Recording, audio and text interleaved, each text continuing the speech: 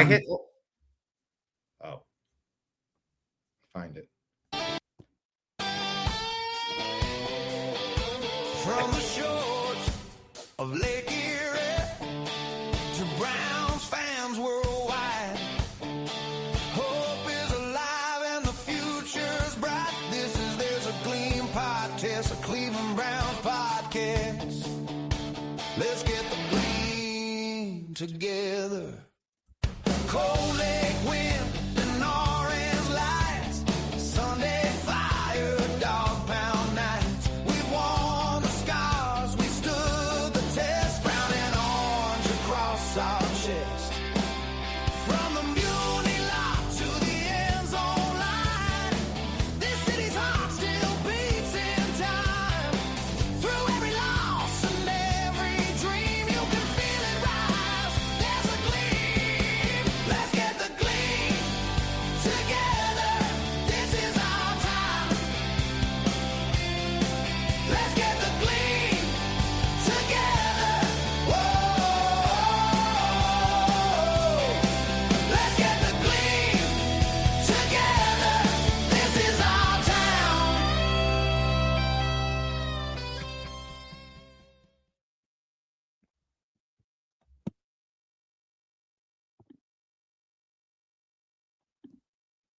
There's a gleam. Let's get the gleam. All right, let's go.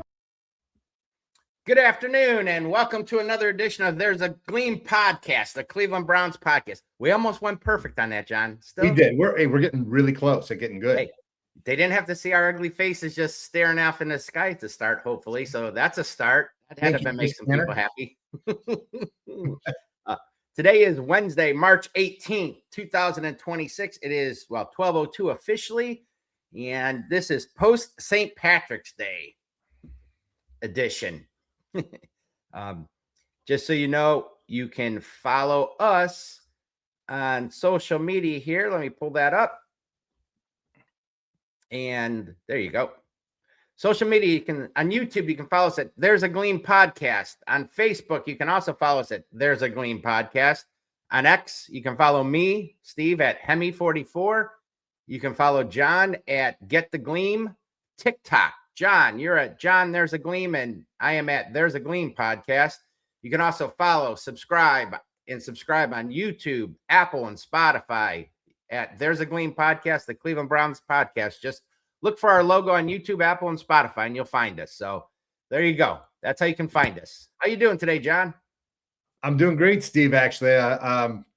It was a rough, hard weekend for myself and my wife, but I'm back and running. So Why we was had it a rough, hard weekend? well, there was a power outage in Brook Park on Friday. Oh, that's And right. So I came home from work and we had no power and the house was freezing because it was about, 30 degrees or whatever it was out that night. Wow. And then power still out Saturday. Oh, I'll get to the bad part. This isn't even the bad part yet. So then we ended up getting a hotel on Saturday night because we couldn't stay in the house. It was just too cold without the power. Power came back on Sunday. We were able to come back in. But here's the bad part, Steve. You know how much I love my corned beef and how much I love my St. Patrick's Day. Yep. I even bought a meat slicer this year for St. Patrick's Day. Well, you showed us. Well, here's the thing. I started sous vide a corned beef on Thursday. It was about a 40-hour cook in my sous vide. Well, with the power being out Friday, I was at work. Aaron was busy. I lost my corned beef, Steve. I did not get my sous vide corned beef. It sat, and I read that if it goes below 130 degrees for over like 3 hours, toss it because it could have bacteria. And then our fridge went out. I had two corned beefs. I had a flat that I was sous videing, and then I had a point that I was going to boil in some Guinness. And I lost that too with the power out in the fridge. Dang. So I lost two corned beefs. It was not my best St. Patrick's Day. I'm looking to bounce back in 2027 though. Oh, that's you've been we've both been kind of going nuts for the last several years of trying to get that perfect corned beef. You just about nailed it with the you're a firm believer about the sous vide, and it's turned out awesome. And then you went next level and sent a text to our little chat group to Kevin and Rob about your slicer. So I was looking forward to it. Man, that sucks. It was a rough week. I feel like I didn't have a weekend last weekend. So this weekend, maybe I'll make my corned beef. I actually bought another one. See, now my buddy Chris, I freak out about dates on stuff. You know, if it says, expires March 18th, I'm done. It's out. Chris is like, that's you're okay. You can go several weeks. He's like had stuff in the fridge for a week or two. I'm like, no. Yeah, 2 or 3 days, and you're a stickler on that. yeah, I'm kind of, I don't know. I guess it's a phobia or whatever. But well, so yeah, I want to hear what you did on I almost said Thanksgiving. Listen to me, way ahead of myself. St. Patrick's Day. Well, I finally took it off for the first time in I don't know how many years, and I didn't have any pictures. I totally forgot to get some pictures, but Okay. we went out. I met my buddy Chris. We started off at a place over in the east side there. It's Joey's on the Avenue. We've actually been there before for breakfast. Not a bad place. They do breakfast, lunch. I don't know if they do dinner. I think they do. Yeah. So we were trying, for the last almost week heading into St. Patty's Day, I was on a mission to try and find a good corned beef sandwich. My favorite, I think it might be yours too. My personal favorite, Slyman's. Mine too. Who's your favorite? Slyman's for sure. Yeah, they've set the benchmark for me. And I had it down to about 5 places here on the east side between Wickliffe, Willoughby, Menor. And then Chris and I decided to try Joey's. They've raved about how they have the, best corned beef. I'm like, all right. So we went there for lunch. We got there at about 11:30, 11:45. And John, I ain't going to lie. It was spectacular. Really? It was. Now, there's 2 you could get. There's 2 you could get. You get an 8-ounce corned beef sandwich with a side of fries. I think it was like $15. Or you could double it and get a 16-ounce for like $19. Which one do you think I chose? Oh, you do the 19 all day long on that one. For $4 to get double the amount, I'm like, why wouldn't I? And it came out. It looked so similar to Slyman's. The meat was shaved super thin. How they do it, it just kind of melted, dude. It was phenomenal. I was blown away at how good it was. It was like $19, I think, which I haven't been to Slyman's in a while, but I guess that's pretty much the going rate for. I mean, it's a pound of corned beef. Yeah, that's a great price, I think, for a pound. Regardless of the price, I truly felt like I got my money's worth, and that's the key. That's all that matters. You make sure if you get your money's worth and you feel satisfied, doesn't matter the price. No, totally satisfied. Then we made some calls. We decided we're going to hit a local bar. We didn't want to go downtown and deal with all that. We wanted to stay kind of local, be responsible, not drive, all that stuff. So we stayed local. Actually, Amy, our friend Amy. Oh, yeah. Yeah. I texted with her and some friends, Ken and Noreen, you met before, and a few other people. Ken and Noreen. Yeah. They were headed up. They were in Panini's in Willoughby. So we decided to go there, and we hung out at Panini's in Willoughby for a while, had some beers. And then Chris and I eventually popped over to one of his favorite local joints, Craggy's over in Willoughby. It's in a little plaza. You would not think like, Lakewood, you spend a lot of time in Lakewood. They got all the local bars and stuff. You would not, this place in like a little plaza with like Mr. Heroes and a couple other places, but cool little bar. So we did that. And then we had a couple beers there, and then we made it down to our boat club. My wife, at that point, we were back at my house. We had a drink at my place, and then we went to the boat club and topped off our night with a few more drinks and another corned beef, actually a Reuben sandwich. Oh, yes. Which I got to say, that was outstanding too. Kudos to our Chef Anthony and Kenny. They did a phenomenal job. So I got my fill of corned beef. I was a happy guy. Well, right now, I wish I was you. Yeah, good for you. Good for me. You had a great St. Patrick's Day. There he is. Oh, yeah, Steve. I was just going to say. The meteorite. I was just going to say, did you hear the boom? Yeah, I was making coffee yesterday morning, and I heard this rumble noise. I don't even know what it was. It's so weird. And I thought like something hit the house, and then I thought, I don't know. I thought snow was falling off the house, but that doesn't make sense because there's not enough snow. Looked around out the windows. I'm like, I have no idea what that was. And then Taylor calls me, my daughter. She's talking. She thinks it's an earthquake. And then like 10 minutes later, she calls me back and says, oh, no, I think it's a meteorite she read. Yeah. I thought the funny thing was the night before, it was Tuesday's our garbage day. So we put the cans out.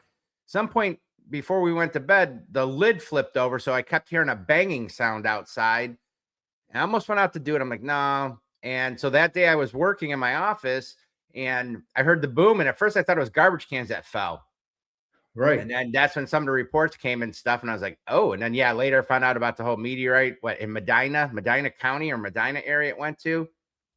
So, but Ethan had comment going nuclear. If you don't follow those guys, that's a good follow, good group of guys over there. Get over to Slyman's or Jack's Deli. Yeah, Slyman's been to numerous times. Jack's Deli, that's in South Euclid. I've never been to that one, and that's on my list. Have you been to that one, John? No, I haven't, but maybe we should do that together. Absolutely. I need a good corned beef anyways. Yeah. Members of the tribe know their corned beef. Yeah. It's a God-given talent, I think. So yeah, that was pretty crazy to hear that boom, and glad everybody's okay. And so anyway, on that note, enough about that. We've talked a lot of personal. We're got some good stuff today. We're gonna do some Browns news, roster moves, who's coming, who's going, some talk. We're going to talk a new segment we're going to start doing is the AFC North news, talk about what the other teams in our division are doing. There we go with that. We talked about this off screen. We realized we both say a lot. I think we should do a drink. I think we yeah, I say it all the time after seeing some of the playbacks. I would say we should do a shot game out of it, but I don't think people would make it 10 minutes into the show without being hammered. So maybe it'd be like a sip of your drink. Yeah, my water. But we got some NFL news. We got the land segment and a little bit more. So let's get started. Let's go to some Browns news. And what do we got for Browns news this week, John? All right, Browns news. Well, Steve, this is actually a good little signing that the Browns had. The Browns are bringing back punter Corey Bojorquez, signing him to a one-year deal worth about $2.6 million. Bojorquez, there I said, Bojorquez, 29, will enter his fifth season in Cleveland after originally signing with the team in 2022. Now, with the move, the Browns keep their entire specialist trio together for 2026 with Bojorquez, the punter, Andre Schmidt at kicker, and Rex Anahara, the long snapper. Last season, Bojorquez punted a career-high 91 times as Cleveland's offense struggled to sustain drives. 2 of those punts were blocked. Well, of course, Steve, our special teams did it again. And that was a career high for him. Really, it's not his fault getting a punt blocked. The Browns will also have new leadership on special teams this season. Head coach Todd Monken hired Byron Storr as special teams coordinator. So bringing Bojorquez back on a one-year deal, the Browns appear to believe the issue on special teams last season were more about the overall unit coaching, not just the punter. And I totally agree with that. Oh, yeah. I was hoping they'd bring. I think he's been outstanding. I think he's been one of the top punters in the league. So that's a good signing. I'm really happy we brought him back. And Ethan said non-alcoholic beverages only in that drinking game. Yeah, well, it is working. Most people are working at this time, so it might have to be. And I go to work at 2. So yeah, that works for me. There you go. Now, good move. And we made a couple other free agent actual signings here during the week. Yeah, the one we kind of happened right around the time of our show last week, so we didn't touch on it. The Browns added tight end Jack Stoll, which is good because they need some more depth there with Njoku. Looks like he might be he is moving on, maybe to Baltimore even. But Stoll enters his 6th season in the NFL, playing 15 games with 4 starts for the Saints in 2025, totaling 6 catches, 46 yards, and 1 touchdown. Now, he's originally undrafted free agent on Nebraska in 2021. He played 61 games from 21 to 24 with the Eagles and Dolphins, recording 22 receptions for 193 yards and 7 special teams tackles. And he also appeared in 5 playoff games with 2 starts. So that's a good spot for us to get some guys with playoff experience, don't you think? Yeah. I mean, it's depth. I think he's more of a blocking guy, but it's more depth. We knew they're going to, with Njoku gone, you knew they were going to add another tight end. I think a few people were hoping maybe one of the Baltimore tight ends or, I saw a few other names, but. Yeah, I saw Likely, and I kind of wish the Browns would go after Likely. Yeah, I think he just cost too much for what they're doing. With Fannin being the top guy, he got paid. I forget their other backup. It's right on the tip of my tongue. A lot of people thought that he could be for the Browns, and he actually got a pretty decent pay too. So, it's not. I mean, he's probably the 3rd tight end, maybe the 2nd. I don't know. So yeah, it's a solid signing. I mean, we're gonna find out, right? Yeah, for sure. I think it's a solid move.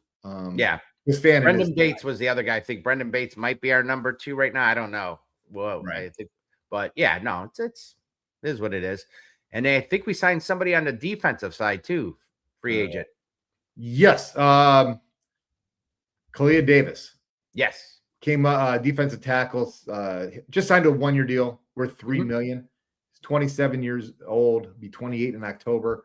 He was actually a 6th round pick in 2022 by San Francisco. He started all 17 games last year. Now he brings durability and starting experience and good depth. Yeah. And should replace the void left by Shelby Harris. Yeah. And we still, I haven't really heard much about Malik Collins, where he's at with his, recovery and stuff, but I think it's a sign. I mean, the guy started all 17 games last year for the 49ers. I think it's again, solid. You need depth. The one thing, well, with Schwartz's defense last year, which I think they'll probably kind of stay with to a point, but having that depth on the line was huge. Rotating, if you can be 8 to 10 guys deep and constantly rotating guys, I like that signing. Yeah, I do too. And then we have one last one here, Tre Avery. He's adds depth to the secondary. He's a cornerback. He spent time on both the practice squad and active roster last season, appearing in 10 games and recording 13 tackles. He also played in Tennessee from 22 to 24, and he joins cornerback room led by Denzel Ward, Tyson Campbell, alongside younger pieces like Miles Harden, Dom Jones, and D'Angelo Ross. Which, Steve, here's a question: what happens to Martin Emerson now? There's been absolutely no. He's a free agent. He's coming off that injury. That I've heard absolutely no talk of us even talking with him. So I don't think he's coming back. Do you? I don't think he's going to come back either. And I really like Martin Emerson. And, maybe he will, Steve, though, because Andrew Berry drafted him. Well, nobody's really, I haven't heard, I've heard bits and pieces about other free agents of ours. I've heard squat on him. I haven't heard him visiting, talking to anybody. So never say never. If it goes on longer, who knows? And see what else we do. I think we still have some needs there, possibly free agency or in draft. Is there a possibility he could be signed in, I don't know, Steve, on the practice squad, possibly, if he's still coming back from that injury, or he probably wouldn't pass? Would he pass through waivers? I don't know. I find it hard to believe he's more talent. He's too talented to be, I think, on a practice squad, in my opinion, but that injury is key. If he's still hurt, hell, look at the Max Crosby. They didn't like his physical and that got nixed, but we'll see. I don't know. It'll be interesting to see. You had a couple Browns players that signed in other places too. Oh, yeah, we got that. But I was going to say, before we do that, I wanted to take a look. So you mentioned a couple of the moves they did, and I got this. Actually, I took this. I think it was from Network 216. So shout out to those guys. Shout out 216, Network 216. What's that? I said shout out Network 216. Yep. Ethan said Whiteheart. Yeah, I forgot about that. He also said draft Davison Igbinosun on day 2. I am not familiar with him. I am not either. Interesting to hear more about him. But yeah, so I know that's tough to read, but so far, so what the Browns have done so far, as far as additions and signings, that I believe so far was they made the trade for Titus Howard with Houston. Free agents wise, they brought in Zion Johnson, Quincy Williams, the linebacker, Tevin Jenkins, the guard. Well, Tevin Jenkins, they re-signed. Elgton Jenkins, the offensive lineman from Green Bay. You mentioned Jack Stoll, the tight end from New Orleans. We also re-signed D'Angelo Ross last week or the week before, cornerback. And Bjork, as you said, Kalia Davis, tackle, and Avery. So we did do our restricted free agent tendered to Ronnie Hickman. So he should be back. Ethan said he's the Ohio State cornerback. Okay, wow. I can't believe we didn't know that. And I didn't know that. Big and physical. Also got called for PI a couple years ago. Big and physical. Okay. They also did the other tenders to the guys, the other restricted free agents. The receiver Corley, Thrash, tight end Bates we talked about, long snapper you mentioned, Sonara, and Schmidt. So those guys will all be back. So they've been pretty active. What do you think so far with what they've done? I think the proof is in the pudding, because this seems like we do this every year. We get all excited about the guys we're signing, and then all of a sudden we end up at like 5-12, and I'm like, what the hell just happened? So Right. I want to see these guys produce before I get all jazzed. I mean, I don't think it's any surprise. We knew we were hurting bad for offensive line. They went out there, brought some guys in with that. We've got 3. Yeah. Brought in 3, re-signed Jenkins. So still looking, I think, for that left tackle. But I saw something. I didn't realize this. Jenkins from Green Bay that we signed actually played left tackle at one point. And yeah, like Ethan said, they're doing well with limited resources, building the draft. Yep. I agree. It's obvious they did. They did have some money. Debbie says, hi, guys. Hey, you should be working. Making the big bucks. That's my wife. She got a new job. Well, newer job within the last month. So she's back to the 9 to 5 thing, which has been a weird adjustment. But anyway, yeah, that's it with those moves so far. I think that the only thing I'm surprised I kind of have been expecting possibly another trade for maybe a receiver, but I think there might be another move or two out there, possibly with the secondary, or I don't know about offensive line. John, let me ask you this. I know we talked about the left tackle that was a free agent out there for Green Bay. Any chance that, he's still, I've heard nothing about him as well. Any chance? Have not either. I mean, you could say that maybe that's lowering his price a little with no talk. Is it any chance they might go back and look at that at all? Or I don't know, Steve. I don't want to build this team just on free agency. Well, that's true. I want to draft a couple guys and have them grow with this team. So no, I don't want to. What about you? We desperately need a left tackle, and I think this is not a good draft at all for left tackles. And we'll talk about that a little bit later, and Monroe Freeling and some of the other guys. But yeah, this is not the best. But I agree. We need to draft, not only draft, but we got to hit on some of these guys. Everybody keeps saying Barry's kind of neglected the offensive line. Well, if you really go back and look, he's drafted guys. They just really haven't hit. I mean, Zinter was just drafted.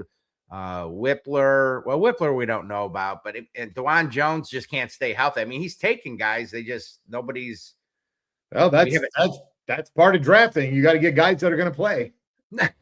I mean, so to me, people make it sound like he hasn't even tried to do an offensive line, and he has drafted guys. He has, but unfortunately, like you said, they haven't hit or they can't stay healthy or one way or another. But so we'll see. But yeah, bottom line business, Steve. It's a bottom line business. Well, I think more than ever this year could be, prove it or not for Andrew Berry. I think he's got to step up again this year.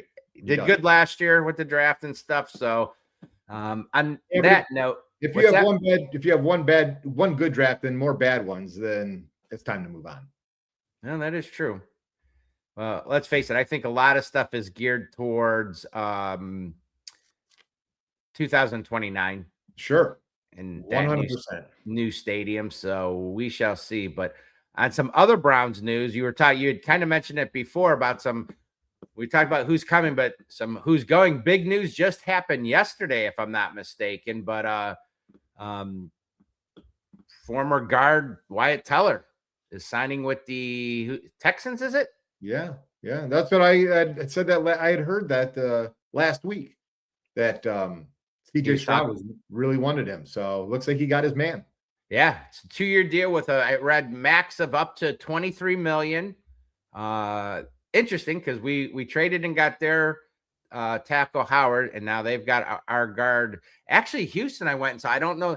I think they've added 3 or 4 linemen themselves, so they've kind of overhauled their line too, which is interesting. I thought they had a pretty decent line, but okay. If Wyatt Teller has a good year, Steve, I'm going to have a lot of questions. I got a lot of questions that need answered.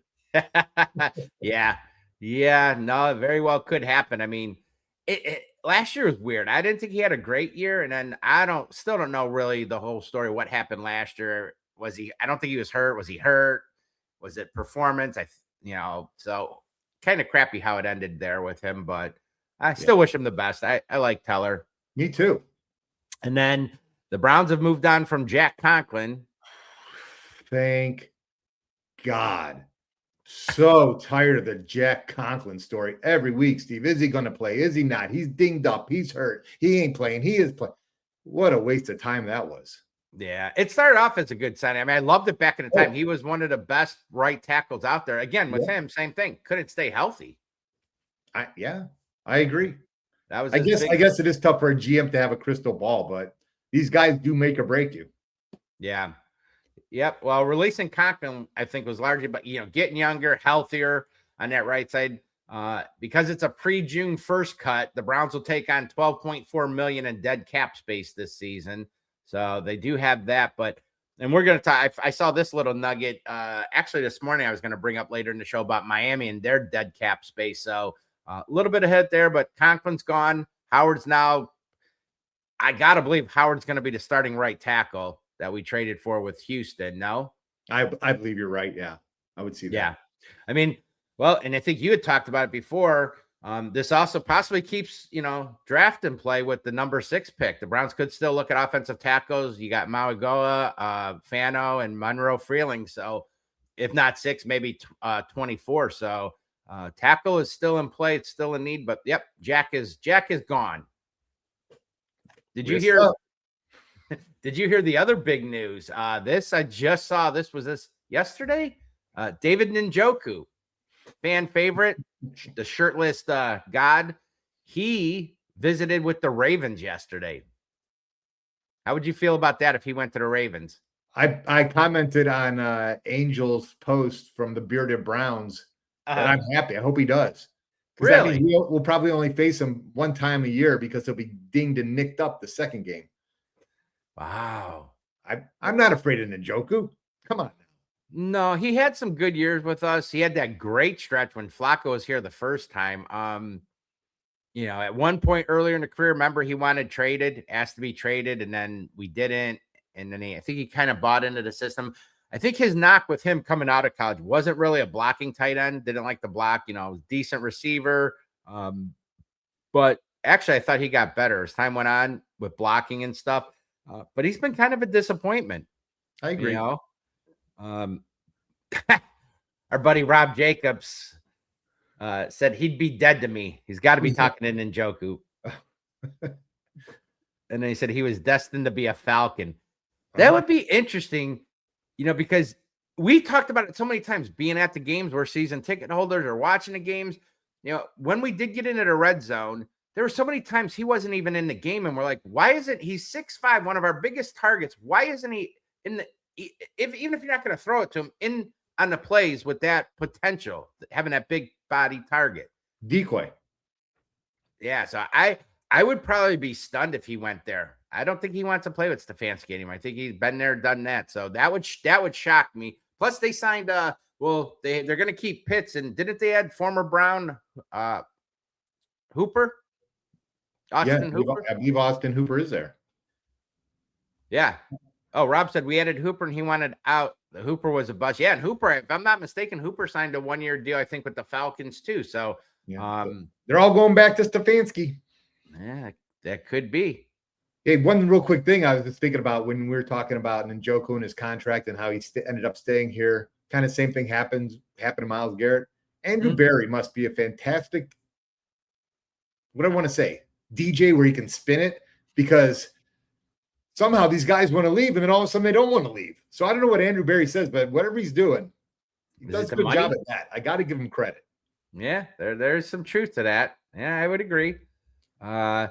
So yeah, and then he's been, we were talking about releasing a little bit. Some of it we don't have. I don't have it all up. I didn't pull it, but with Njoku officially being released and Teller, he's another 9.5. What was it? By cutting Njoku, it was another 9.5 million in dead cap space this year and 14.7 million next year. Teller's is broken up into 8.2 this year and 11.1 next year. So the Browns do have some. Have you heard a word about Joel Bitonio? No, I have not. Other than that, the deadline passed, all this stuff, and the potential hit now that we take with him, I'm stunned at what's going on with him. I'm wondering if Joel is thinking about changing teams and going to a contender for 1 or 2 years. Yeah, I forget. I was listening to something, and they kind of were talking like, was it possible that he was talking about coming back, and the Browns were like, you know what? Take your time and think about it a little bit more. That maybe they don't want him. It could be a possibility. I don't know what's happening. It's very strange. I would think if you're retiring, you would have announced it by now. But then again, if you're going to be a free agent, okay, let me get out there and see some people. So I don't know. That's a big piece of the puzzle right there. No, that could be that would, I think, open up a lot. Because if he comes back, he's left guard. Right. So Jenkins, was assumed maybe he'd be guard. You got Zion Johnson, who I think you're thinking right now, Zion Johnson's the right guard, and then Howard's the right tackle. But the new signing of Elgton Jenkins could mean that maybe they have him penciled in at center, which he's played some, and then Batonio back at left guard, and then that would leave just the left tackle. Rob said the contract voided 7 days ago. Yep, $23.5 million dead cap, which obviously the Browns don't care, because I thought that was part of, doing something, so they didn't have that, but who knows?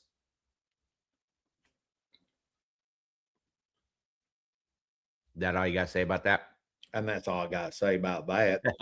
Well, with that being said, I thought it'd be kind of fun. So based on what I could see today, and there's some guys I totally forgot were even on the team, practice squad, whatnot. So the current roster as we stand, quarterback you're looking at right now, we have Watson, Sanders, and Gabriel as quarterback.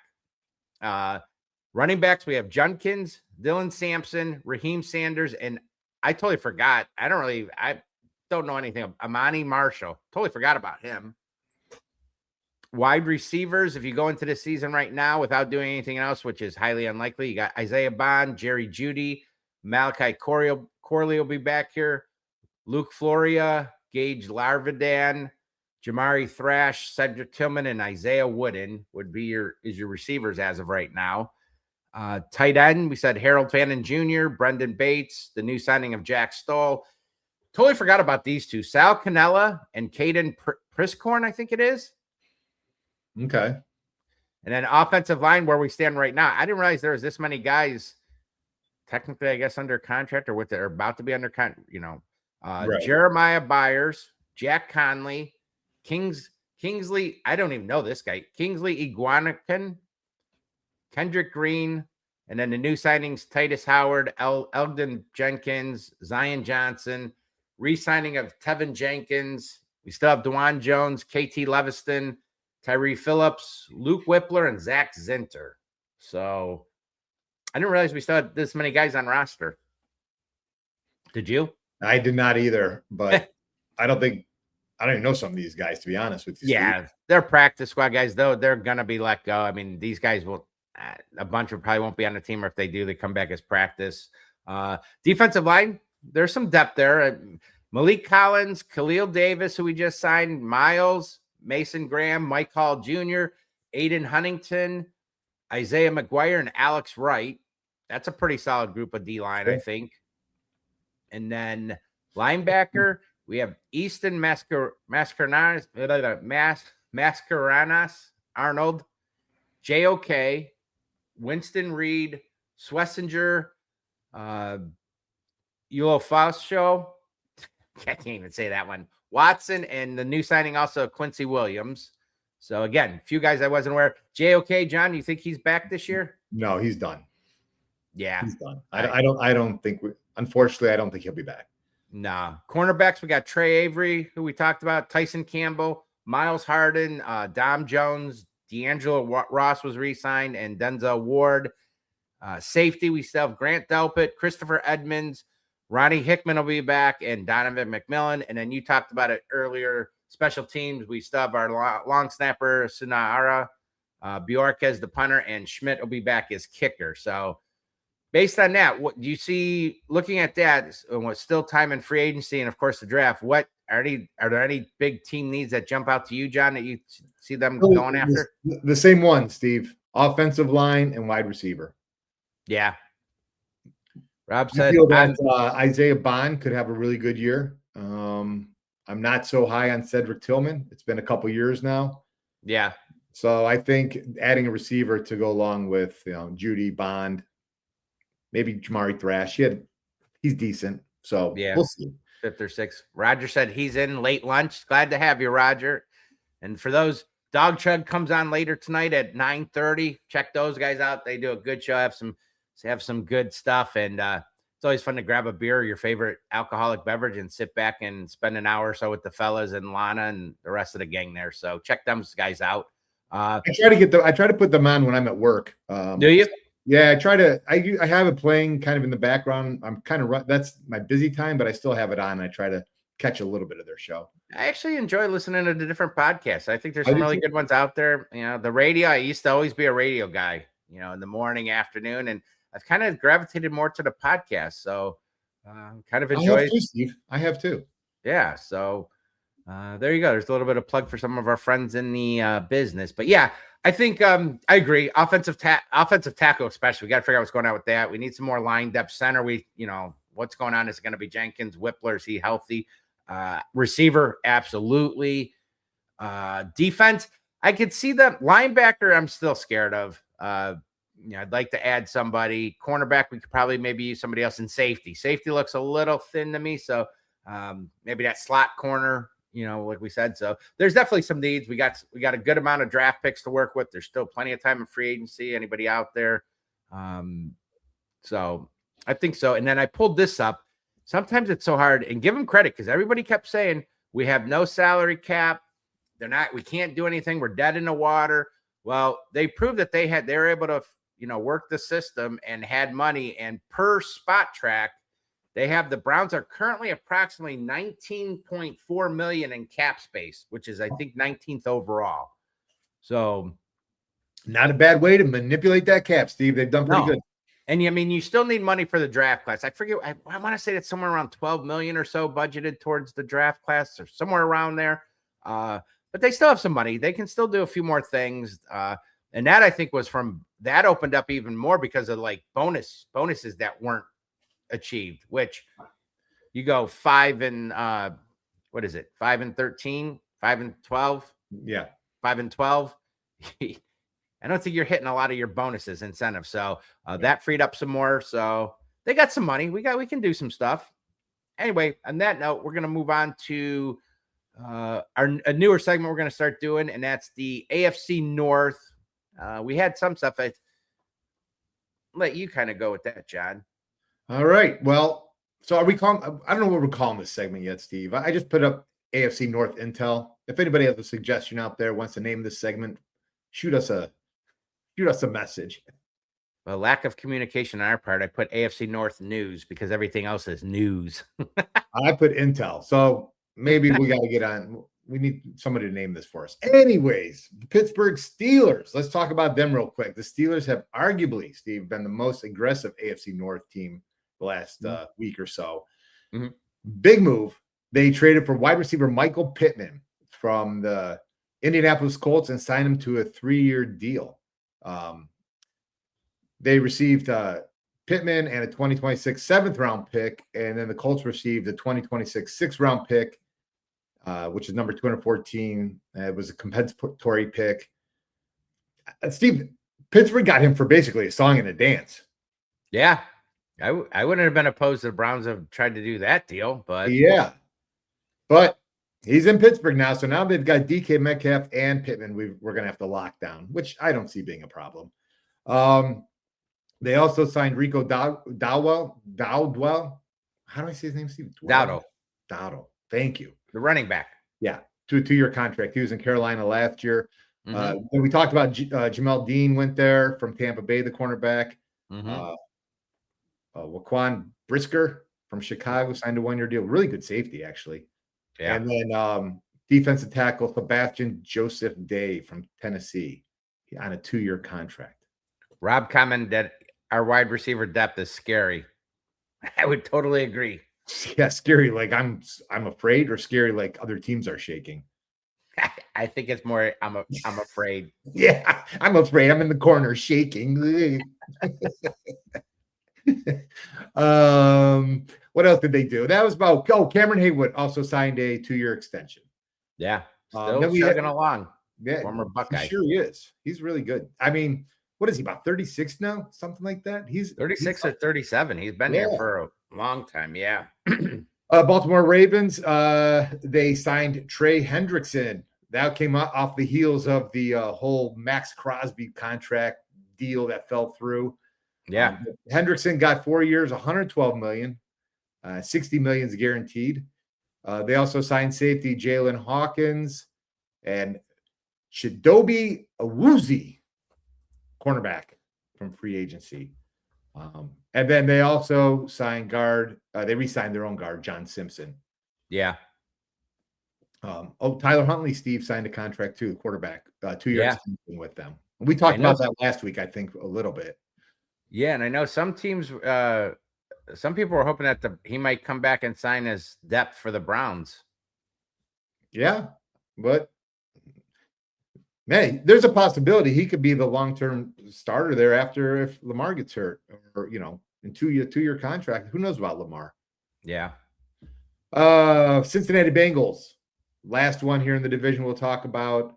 Boy Mafi, they signed from Seattle, a 3-year, $60 million deal, the edge rusher. Safety Brian Cook from Kansas City, they signed to a 3-year, $40 million deal. And defensive tackle Jonathan Allen from Minnesota signed a 2-year, $28 million deal. And they lost, of course, Trey Hendrickson. Yeah. And that was about it. Cincinnati really hasn't made too many moves. And I'll tell you what, as a Browns fan, I'm feeling pretty good what the division has done and what we have done. I would agree. Pittsburgh still, Rodgers hasn't, there's still no word about what Rodgers is doing as far as playing, right? Right. I haven't heard anything. Yeah. So I think most people are expecting him to come back for one more year. I mean, he's got weapons. They got the one thing, the offensive line, I think they need to address some more, which, they made during draft. But I mean, he's got what? Metcalf now, Metcalf and now Pittman. Fryer moved to tight end, both the running backs there, Warren. And, but I really like, who's the backup? Oh gosh, I knew I was going to do that. He played it. He's their tight end from Georgia. Oh, the big guy, Washington. Yeah. Washington. Yeah, Washington. I liked him coming out. When I've seen him play, he's just mauled people. So I love that guy. I wish he was a Brown. Yeah, I mean, I'm glad I don't know why he doesn't play more, but okay. But yeah, no, I mean, Pittsburgh. Yeah, we say it every year.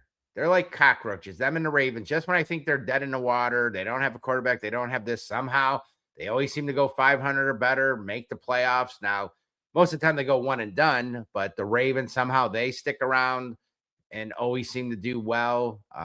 Cincy's up and down. I think Cincy ended the day with them for as long as he's there. It's how Burrow goes, and health-wise is how they'll go. But yeah. I mean, for what we've done, we've got a lot of question marks, and we're probably being slightly homerish. I mean, you got a line that more than likely minimum 3, if not 4 or 5 out of them have never going to be played together. So our line's going to be a huge question mark. We better do something with receiver because, we can't go into the season with what we got. So we got some big question marks, but we'll see. I like the direction we're heading. I do too. Yeah. So I know we talked about, we're going to jump to this. That's our AFC North Intel / news. Like I said, I think that's going to be a new segment. We're going to kind of talk about what some of the other teams are doing in our division. We talked about possibly even seeing if we can get some local podcasters from those areas, maybe to jump on the show here. That might be something in the future we might work on, but there you go. So there's that. And we wanted to talk a little bit also about some free agent news. What's happened over the last week and what's going on with a few things. Yeah. So I guess the big one, Steve, the Raiders signed center Tyler Lindenbaum. Wait, no, my bad. It was NFL news. Oh, you want to do that? Okay, we do that. Yeah, too. I totally skipped that. Yeah, it's okay. I thought we were on the same page, but I guess we weren't. Okay, there's a lot of news. I don't know, Steve. There's we can kind of go through the list. Are there's anybody on here that you really see that stands out? No, I mean, there's, the Let me pull this up The here. Kansas City Chiefs traded with the Jets. That was kind of, I don't want to say it was just I was shocked when I heard that. Well, yeah. Well, let me get to it. Get to it. It was a Jets. The Chiefs traded with the Jets a 2027 6th-round pick for quarterback Justin Fields. Kansas City will pay him $3 million, fully guaranteed, and the Jets are on the hook for another $8 million in a signing bonus. Yeah, that was because they had Minshew, but then didn't he got hurt last year, and then they really struggled. So I know Mahomes coming off his injury. I guess not a bad signing for a backup. I actually think this is a good fit for Justin Fields and for Kansas City.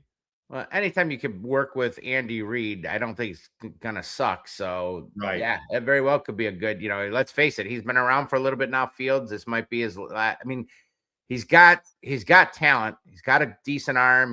The athleticism's there. So there's always gonna be a team that's gonna want to work with him. So yeah, not a bad signing at all for backup. I agree. For added depth, protection. I liked it. Yeah. The other one, the other one that you're about to talk about, really, for what they gave up, kind of surprised me a little bit. But the Denver Broncos traded with the Miami Dolphins for wide receiver Jalen Waddle. Yeah. Denver receives Waddle and a 4th-round pick. It's the 11th in the 4th round. Mm-hmm. Miami receives Denver's 2026 1st-round pick, 30th overall, and 3rd and 4th round picks, the 30th pick in each round. I don't know. That's a good deal. Yeah, Jalen Waddle's a good, solid receiver. Don't get me wrong. I was surprised, I guess, that they got a first for him. Well, 1st, 3rd, and 4th. I know they're swapping 4th, basically. So you're still getting a 1st and a 3rd. Yeah, for Jalen Waddle. I mean, he's young. What is he? I think he is 27, if I'm not mistaken. Okay. It's had some solid numbers. The last few years, they've had problems. His first 2 years was 1,000-yard receiver. Then the last couple years, I think he struggled a little bit. I think he was under 800. I think he had about 900 yards or so last year. I think he had 5 or 6 touchdowns. I don't think he's had more than 8 touchdowns in a season. He's solid. He's a good. I don't know if he's a number 1, but obviously Denver does, and they got Cortland Sutton and a handful of other guys. So, the strangest thing, Steve, is how these trades work out. Like. Mm-hmm. Pittsburgh gets Michael Pittman for basically nothing. Yeah. And then you've got the Waddle. Yeah, Waddle, who they've got to give up a 1st round, a 3rd round, a 4th round. Like, it's just strange to me. Because I would probably rather have Pittman. He's 28, so what? Well, it's only a year older. You're right. Based on his numbers, and let's be honest, he hasn't had the greatest quarterback play. He's had a couple seasons over 1,000 yards and then hovered around that 700-800 yard. Again, I don't think he's had more than 7 or 8 touchdowns in a season. But yeah, you're right. For the price tag they gave up and for the quarterback play he's dealt with over a handful of years, I think I would have rather had Pittman. It's just crazy how these things work out. Yep, I agree. So, some other news, there's the Rams. They made another trade, got another cornerback. They acquired Trent McDuffie from the Chiefs and gave him an extension of $124 million. Ooh. The Rams, they gave up the number 29th pick in this draft, plus a 5th and 6th rounders and a 2027 3rd. And then they made McDuffie the highest paid corner in the NFL history. Wow. That was a big one. Yeah, Cowboys made a move. This was of note. They acquired edge rusher Rashawn Gary from the Packers for a 2027 4th round pick, which some people were saying, they were trying to get Crosby and then made that trade. So I don't know if that took them out of Crosby and not being able to do it, but because they got him. And then the 49ers did a trade. They traded a 3rd round pick, number 92 overall, for defensive tackle Osa Indiguzua. I can't even pronounce it. Indiguzua. Close enough. I was way off on that one. Yeah, but those are some of the notable news we saw as far as trades and what so far this week. Like I said, I think the first couple were big ones with Justin Fields signing, and then that trade, and then the Denver one, the Waddle was a big one, and then I saw this little nugget when we were talking. Adam Schefter reported that, because everybody's like, oh, cut Watson. They always talk about that dead cap money, all that, the waste and stuff. Well, Denver did it before with Russell Wilson when they signed him that huge contract, didn't work out, and they cut him or got rid of him, traded him, and, they took a pretty big hit. Right now, Miami is in dead money for this year. They're now over $175 million in dead money. Well, I'm no mathematician, but that doesn't sound good. No, that's over.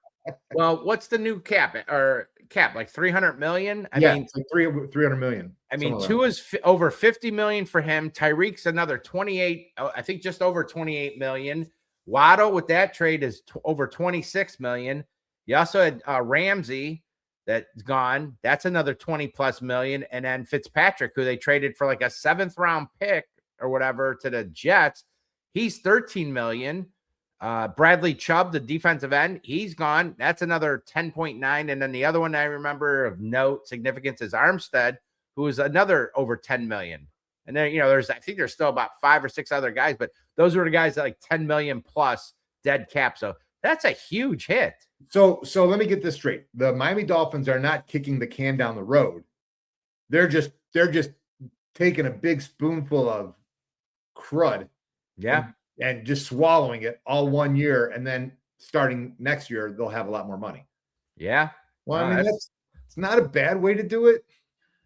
I mean, like Cleveland just seems to like the Watson deal. They just kick the can down the road, all these guys. And it just perpetuates for year after year.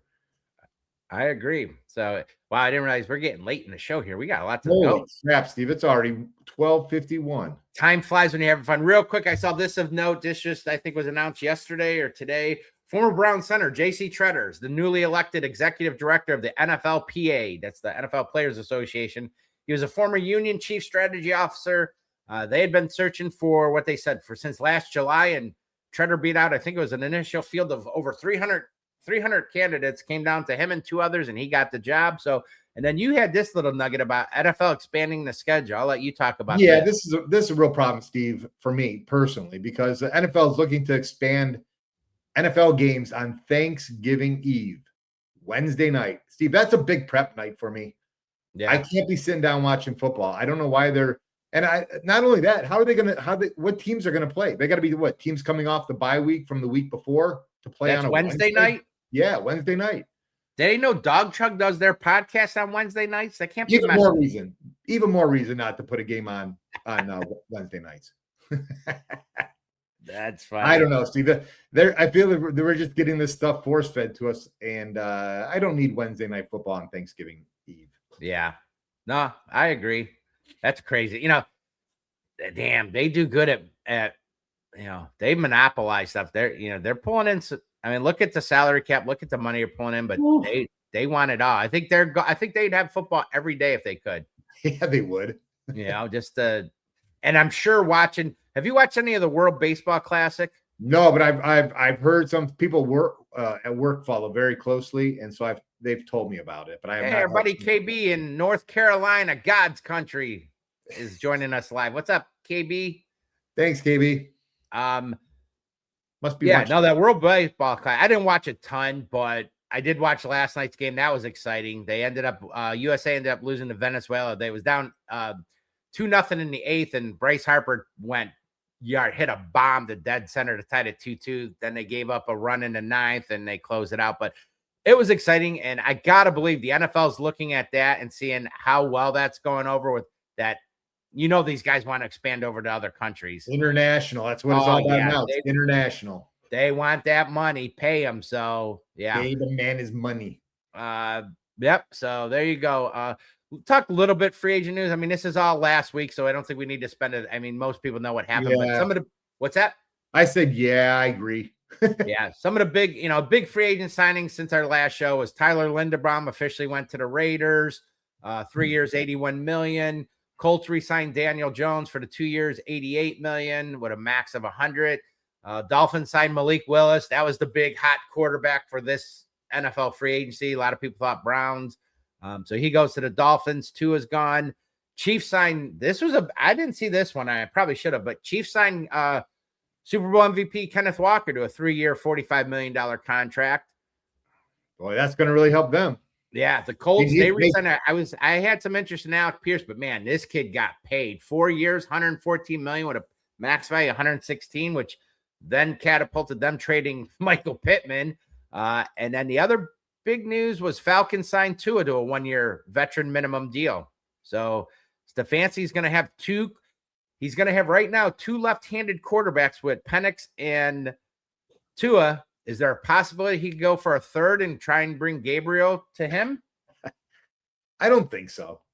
I don't think Gabriel's going there, but I don't think he's going to win with 3 left-handed quarterbacks or even 2. I've talked about this before. I'm scarred with left-handed quarterbacks. Call it the Paul McDonald effect, but I've always had a problem with left-handed quarterbacks. I'm not fans. And I mean, there's been some good ones. Steve Young, Jim Zorn. Now there you go. Steve, that's the list. That's true. I started thinking out there's been but that really only 2 I could think of. And then the other one that just happens. You know what's funny, Steve? What's funny is that we both, and we didn't really know each other when Paul McDonald was playing for the Browns. We were young. We didn't meet till we were teenagers, but we both have the same recollection that you can't win with Paul McDonald because he's left-handed.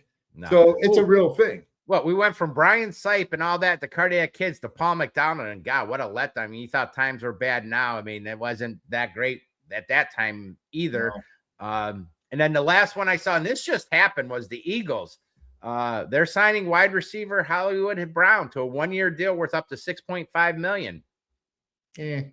Hollywood Brown's, to me, he's not what I thought he would be. No. And I thought when he went to the Chiefs last year with the injuries they had at receiver, I thought he'd really step up. In fact, I think I picked him up in fantasy. I think he had 1 good game, but other than that, what do you have? I had it here. 49 catches, 587 yards, and 5 touchdowns for the Chiefs. So, take or leave them. Yeah. So, anyway, 2-minute drill. We're going to jump over to our 2-minute drill. And I think you're going to do this one this week. Yes, Steve, I did it. Damn it, I didn't hang up the photo. I meant to upload the photo. I'm such a slacker. That's all right. That's all right. Well, so the Browns hosted their 2026 high school showcase at Cross Country Mortgage campus, welcoming 300 athletes from 100 schools across Ohio, Pennsylvania, Michigan, and Kentucky. So what they did, they set up it's basically like a combine for these high school players. They did the 40-yard dash, shuttle run, vertical, broad jump. They did all this at the Browns facility. Colleges in attendance included Mountain Union, Baldwin Wallace, Ashland, and several others, all evaluating talent throughout the day. Browns head coach Todd Monken kicked things off with a message about discipline and coachability, emphasizing that the best players are the ones who want to be coached. Now, there was one standout from Aurora High School, junior Luke McGovern. So that's a name to watch this fall from Aurora.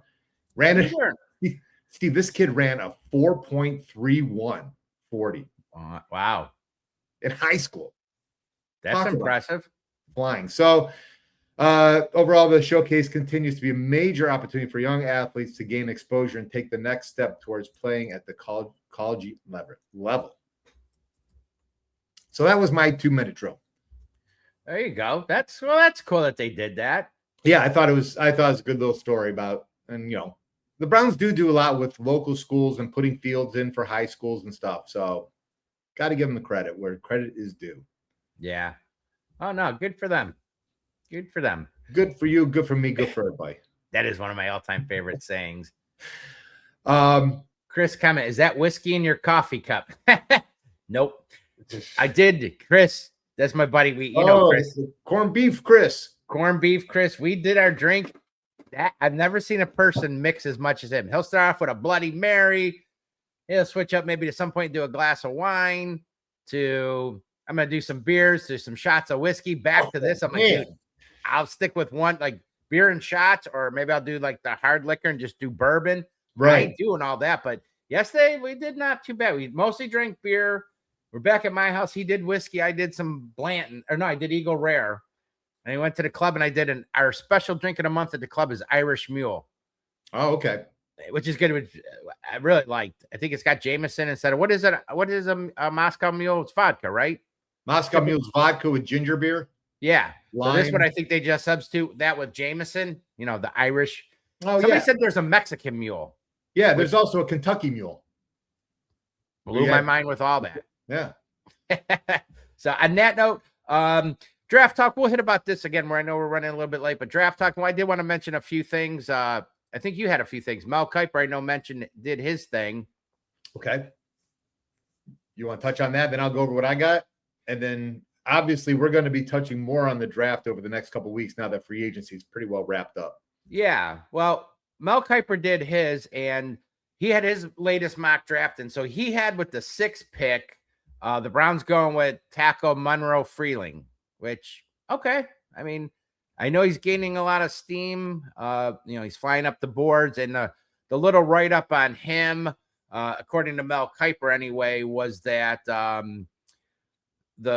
me move this over. The Browns are hitting the reset button on their own line. Bob, I'm going to fast forward to all this. Freeling could be the final piece of the puzzle. His decision to declare for the class was a little bit of a surprise.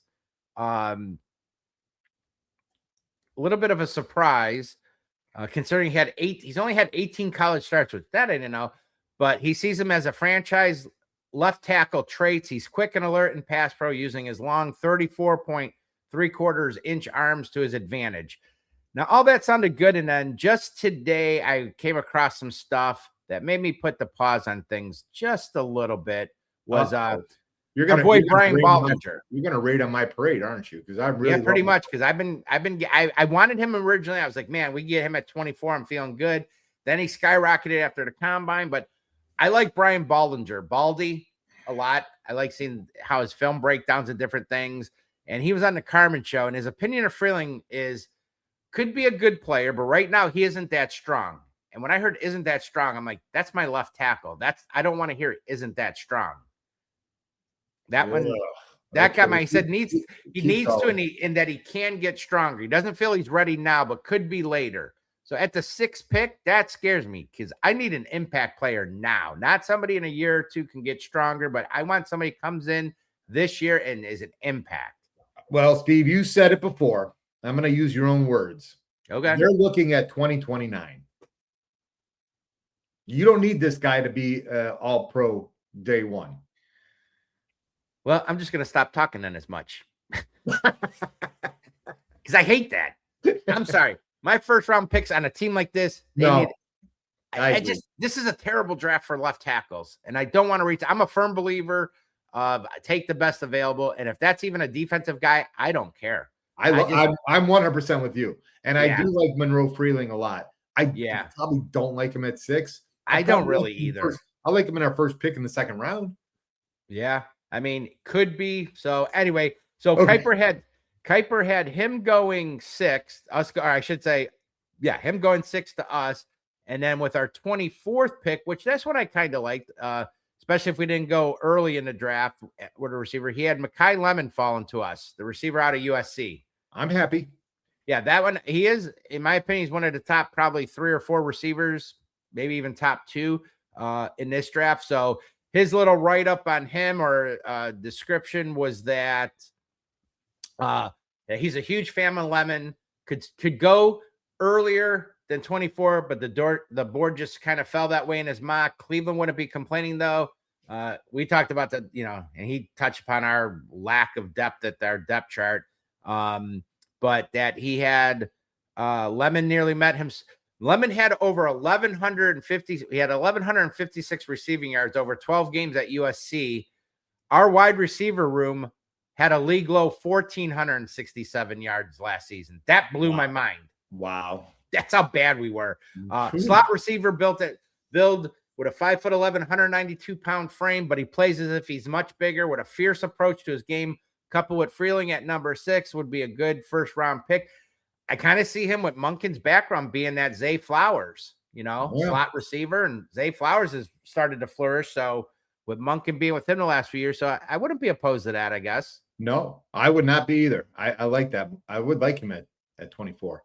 Yeah. So, but no, and then you had some other draft stuff here to talk about. Yeah. So real quick. So I picked the 2026 consensus mock draft aggregates data from multiple sources to to project the most likely player selections for each NFL draft pick. So they take 55 first-round mock drafts, and then they put them all together. And the data that they come up with shows the percentage that these players are going to be picked. So first round, you see Fernando Mendoza. He's at basically 100%. He is pretty much a lock to go number one. Arvell Reese is at 2. Francis Mauigoa, he's at 3, the tackle. Jeremiah Love's at 4. Man, he's jumped up. I saw him top 10, but now they got him. Wow, Tennessee, huh? Number 4. Sonny Styles, the New York Jets have him, linebacker from Ohio State, taking him. And then number 6, Steve. Oh, boy. Here we go. Monroe Freeling, 27% chance the Browns will be taking Monroe Freeling. Wow. Okay. Let's move on down the list. Let's see if the picks 8 through 13. We have the Bengals in there, taking Ruben Bain, edge out of Miami. Wow. Then we have. Did I miss it? Where was Caleb Downs? He was in the top 7, obviously, right? Oh, you know what? I did not. Let's see. I don't see Caleb Downs on there. Is he number 7? Oh, maybe he is, Steve. He probably got cut off there. Yeah, he's got. I was going to say, he can't be all the way down. Because I went to, there we got the Ravens taking Olavenga Ione. Yeah, Penn State. Some people, I just heard, some people think he may actually be the best overall lineman in this draft. Ooh, let's take him. He's an interior guy. We just signed and brought in a bunch of interior, so I don't know. And then we move on, Steve, to they got the Steelers at number 21, taking Ty Simpson from Alabama, the quarterback. Yeah. And then they've got us, Denzel Boston, wide receiver out of Washington, at a 15% clip right now in the mock drafts of him landing in Cleveland. So we'll keep an eye on this tracker that they have where it compiles those 55 first-round mock drafts. Yeah, I do kind of like that Denzel Boston. Well, I'll be honest. The first thing I love is his size. He's 6'4", 212, good hands, good solid receiver. I don't think he's not a burner by any means, but I think a really good player. If the NFL comparison, if this is true, I would love him, is Puka Nacua. Okay, I'm listening. But I do like him a lot. So they have Pro Bowl talent or better, or perennial All-Pro potential. So I wouldn't be opposed to that either. I love the size. I want to see some bigger receivers on this team. Yeah, I think that's going to be key for us to get some big targets and really help out whoever's going to be quarterback. They need help at the wide receiver position. Yeah. All right, let's move on here to one of our favorite segments. It's the land, and you had the honors of this week again doing that. And where were you this week, John? So this week I went. So when our power went out, yes, we had to stay at the hotel, and we went to. Let me pull it up real quick here, Steve. I'm not as fast as you are, but we went to 1928 Public House. Yeah. It's located at 18590 Bagley Road, Middleburg Heights. And I'll tell you what, Steve, we've been doing this for a couple months now, and we've had really good success, I feel. And this one, Steve, it really didn't do it for me, I got to say. Really? Yeah. So I ended up getting the let me see this, the smoke show. House smoked ribs, smoked Gouda, mac and cheese, and chipotle sauce. So first of all, I was a Kansas City Barbecue Society barbecue judge. So yes, I have tasted a lot of ribs. I will say I do not base a regular restaurant on their barbecue. I will base a, Mabel's or Landmark Smokehouse on their barbecue. Embers. Yeah, but a regular place, a regular restaurant, I'm not going to. Steve, it still was not great. It was I was so disappointed because I really wanted ribs. And that picture of the ribs looks dark and it looks pretty saucy. It did, and it was good. I'm not going to bash it. It was just good. Let me see. Steve, I also Erin ended up getting she had a sandwich. I think this is it. No, let me see. Right there. So she had the braised beef dip, and she said it was okay, but it was nothing spectacular. It was it looks good. It looks good. Steve, it looked better than it tasted. But all being said, I did end up, because the power was out. It was early in the kind of like 5, 6 o'clock. We were going to the hotel. I knew I was going to be hungry. Ended also getting a Godmother pizza. It was red sauce, pepperoni, banana peppers, hot honey, and ricotta cheese. Oh, this brought them back, Steve. Really? 1920 Public House. Their pizza, pretty damn good. I ain't gonna lie. Did you get a picture of that pizza? No, because I took it back to the hotel room, and then I got stoned, and then I ate the pizza, Steve. I'm not gonna lie. I went from, all right, so we won't be contacting 1928 Public House to be a sponsor, but then they redeemed themselves, and you said the pizza was good, so there's still a chance. There's a chance. So you're saying there's a chance. You know what, though? I will say, our waitress was phenomenal. She was really good, right on the ball with everything. So nice place. It's a one and done though for me. Okay. All right. Well, there you go. They're not all always winners. They're not always winners. Hey, but you know what I appreciate? I appreciate you doing an honest review. We're not getting paid with any of these, at least not yet. And these are our own unbiased opinions. So take it for what it's worth. Yeah. But John was an official Kansas City barbecue judge. That always cracks me up because everybody wants to, and this was news to me. Everybody wants to talk about their fall off the bone, how great it is. And you being a judge, that's not good. No, and you want a competition world, fall off the bones means you overcooked it, and that's bad. So, and that is what was at 1928 Public House. They just everything just fell apart when I tried cutting them and picking them up. But like I said, they're not a barbecue place, so I'm not going to hold them to the same standards as like a Mabel's. Okay.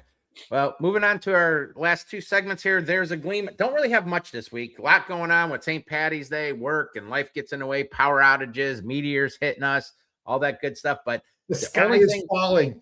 And you got to remove that picture for me. Oh, I will remove that from the stage. And so, yeah, the only two things I had to get excited about, Cleveland weather. I love that shirt. I can't remember if it's by GV Art or the other. There's a couple good shirt places around here, but you ever see that t-shirt where they go Cleveland weather and one day you got like 75 sunny, next day snowstorm, this a couple days ago we had that 70-degree plus weather, and I'm like, I can't wait, this is great. And then bam, the last few days we get hit with like record-breaking wind, snow again. We're in the 20s. I'm like, this sucks. So there's a Gleam right now is Friday is the first day of spring, so we will officially be in spring. I think it is actually this weekend. They're calling for, well, they've been all over the place, at least upper 50s, maybe even 60s. So there's my one Gleam there, is that spring is 2 days away. Spring is sprunging. I can't wait. This has been we've been pretty lucky through some of the years, but this one has been one of the more brutal winters that I can remember. And for those counting, there's a Gleam for me is the NFL draft, which is in Pittsburgh this year on April 23rd. If you're looking at today, we are 36 days away from the NFL draft. So that's something for me to look forward to. I'm going to piggyback yours. There's a Gleam, because I think those are both awesome Gleams, especially the Friday is the first day of spring, because that means next week, our first show, it's going to be spring. There you go. All righty. Well, on that note, I think that's going to about do it for the show. I'm going to put I always hate this time, Steve, when the show ends. It's like we're leaving all our friends and we won't see them for another week. Well, rumor has it, there's been some talk about shows being added, so we shall see. But anyway, we want to thank you guys for joining us today. Next week, I think we're going to be talking about some more Browns news, any other free agent moves that happen. We're going to really start diving into, now that we're just at 36. So when we start our show a week from today, we're going to be just under 30 days, under a month away. So we're going to talk more. The Browns have been having the 30 visits here, and they've had quite a few guys coming in. So we're going to start talking more about the draft, who the Browns have reportedly visited with for this upcoming draft. We're going to start focusing on the draft prospects. Browns needs a little bit more. I think Our mock draft's going to be popping up here soon. The land, see where we'll be checking out next week and more. That's always been fun. So please remember, appreciate the help here. We are live now on Facebook, up and going, so that's been good. X is back to being normal again, so that is also awesome. I appreciate everybody that's following us and watching and commenting. I know on our reels out there, TikToks and stuff, we're getting more and more comments, which we'd love to see that. Please remember to like, follow, subscribe. Remember, you can see us live on Wednesdays at noon on YouTube, Facebook, and X. You can also find us both on TikTok. You can listen to our podcast. Usually, some of it, I think, Spotify, you get up usually later that day. And at worst, by the next day, the podcasts are on Apple, Spotify, and now also YouTube we're on. Yeah, it's going to be because we're running late today and I've got to go to work. So it will be up tomorrow. Okay. So usually it's a day, but hey, nothing better than watching us live. But like you said, you can get us YouTube at There's a Gleam Podcast, Facebook at There's a Gleam Podcast, X. If you watch us live on X, which we had, I think our most viewers today was on X today. It's at Hemi44. John's at Get the Gleam. Follow us on TikTok. Like I said, the other ones, really appreciate if you can spread the word, get the word out there. We're trying to grow this, and we really appreciate it. Anything else you want to add, John? No, Steve, I just want to say, well, that's the way the cookie crumbles. Want to thank, yeah, there you go. Want to thank you again for joining us today. And like John said, go Browns.